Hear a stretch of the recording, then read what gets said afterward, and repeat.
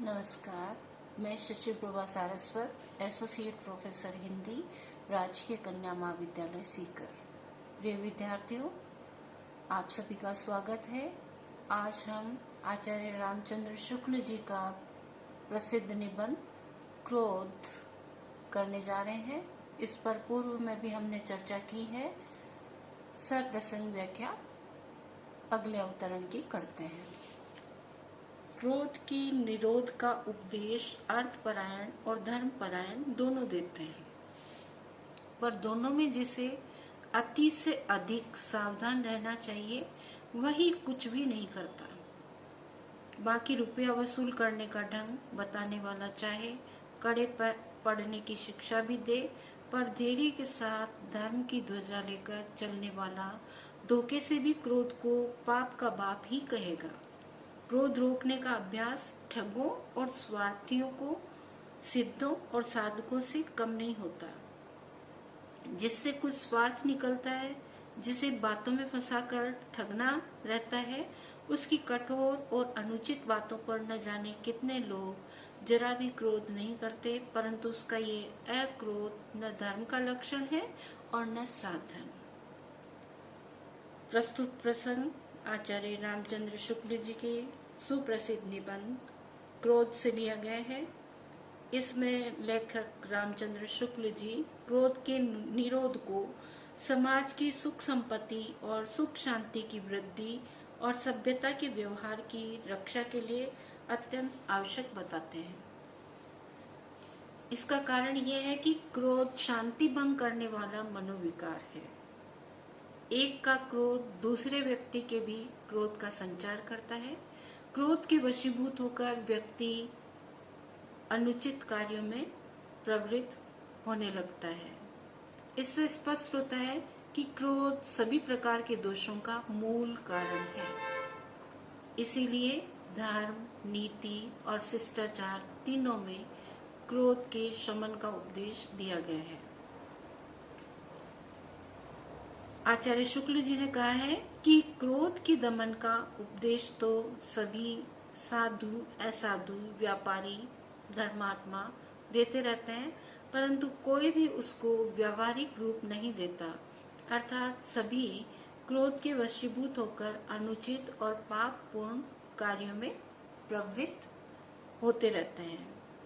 आचार्य शुक्ल जी का यह कथन कि क्रोध की दमन का उपदेश सभी अर्थपरायण अथवा कहें कि व्यापारी, साहूकार, धन से संबंधित कार्य व्यापार में अनुरक्त व्यक्ति तथा धर्मपरायण अर्थात धर्माधिकारी, महात्मा, संत, महंत सभी से संबंधित कार्यक्रमों में जीवन उत्सर्ग करने वाले पुण्यात्मा आदि देते हैं, और ये एक स्वर से घोषित करते हैं कि क्रोध समस्त दोषों, पापों और अवगुणों का मूल कारण है। परंतु उपदेश देने वाले इन दोनों वर्गों में से कोई भी क्रोध को रोकता हुआ नहीं पाया जाता है।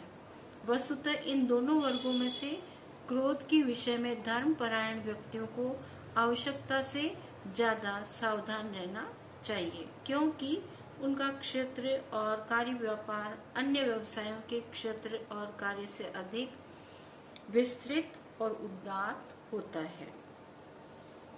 धर्म के अधिकारीगण अपना कोई स्वार्थ नहीं मानते। वे तो केवल धर्म के पवित्र और उदात्त कार्यों में परिचालित होकर संसार के कल्याण में प्रवृत्त होते हैं, जबकि व्यवसायी और व्यापारी का अपना स्वार्थ होता है। वे सामान्य सांसारिक प्राणी होने के कारण सामान्य जीवन के लोभ, मोह, क्रोध आदि मनोविकारों से ग्रस्त रहते हैं। परंतु स्थिति ठीक इसके विपरीत है। अर्थपरायण अर्थात व्यापारी, साहूकार आदि तो अपना कर्ज वसूल करने में भी कभी कभी कड़ाई व सख्ती से काम लेने के सिद्धांत में भी क्रियात्मक विश्वास करते हैं और यथा अवसर क्रोध की सलाह भी देते हैं, और इस प्रकार कभी कभी सिद्धांत और व्यवहार में एक मत हो जाते हैं। परंतु धर्म के कार्यों में प्रवृत्त ये धर्माधिकारी ही क्रोध के विषय में सर्वाधिक असावधान रहते हैं, अर्थात इनको ही सबसे अधिक क्रोध आता है।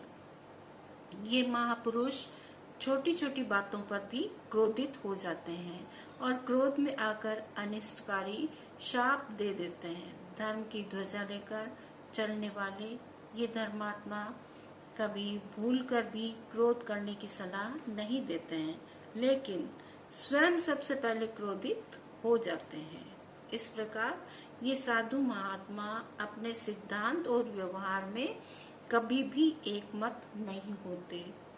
आगे शुक्ल जी इस बात को स्पष्ट करते हैं कि छल, कपट और स्वार्थ में अनुरत प्राणी भी अपने क्रोध को रोकने का अभ्यास उतनी ही चातुर्यता से और सावधानी से करता है जितना कि सिद्ध और साधक।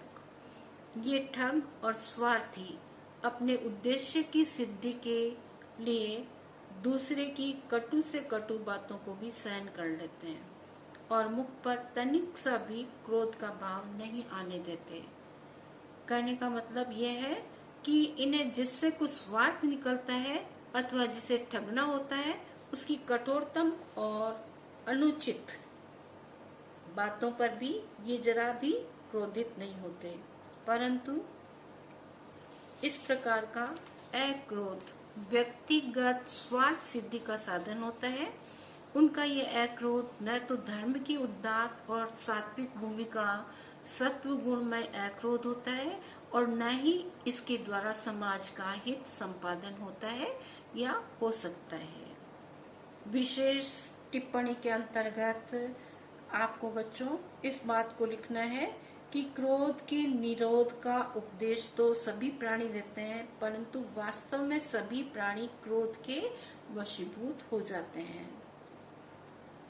निम्नलिखित अवतरण में शुक्ल जी ने पाखंड, ढोंग और धर्म के नाम पर उदर पूर्ति करने वाले साधु संत, महात्मा, सन्यासियों आदि पर कठोर आघात किया है। ये धर्म के ठेकेदार सिद्धांत और व्यवहार में एकदम विपरीत होते हैं। ये उपदेश तो अच्छे से देते हैं किंतु वास्तव में अंदर से खोखले होते हैं और रिक्त तथा शून्य बने रहते हैं। पर उपदेश कुशल बहु तेरे वाली कहावत इन पर पूर्णतः चरितार्थ होती है। बहुत बहुत धन्यवाद।